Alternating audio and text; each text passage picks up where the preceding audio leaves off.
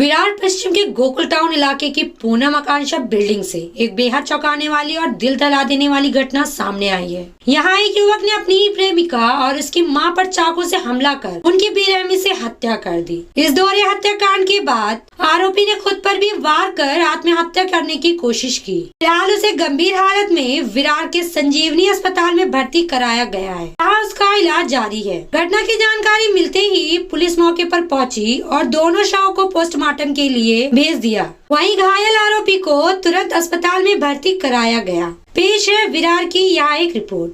मी मीना उमरिया या पूनम आकांक्षा मधून बोलते।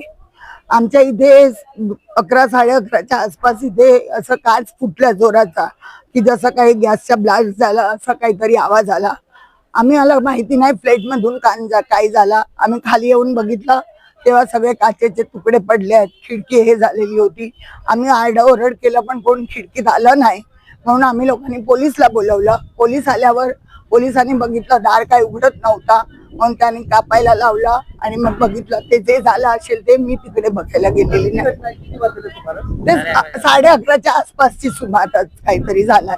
असा जोराचा आवाज आला की कोणाचा फोकेस तुटला की काय, एवढा काचेचा मोठा आवाज आलेला की ब्लास्ट झाला, म्हणून काच तुटली काय झालं ते काय कळलं नाही। आम्ही आल्यानंतर आम्हाला कळलं। नेमकं या घरामध्ये कोण कोण राहत होतं? ते भाड्याने होते, ते आम्हाला काही कल्पना नव्हती कारण ते लोक भाड्याने होते।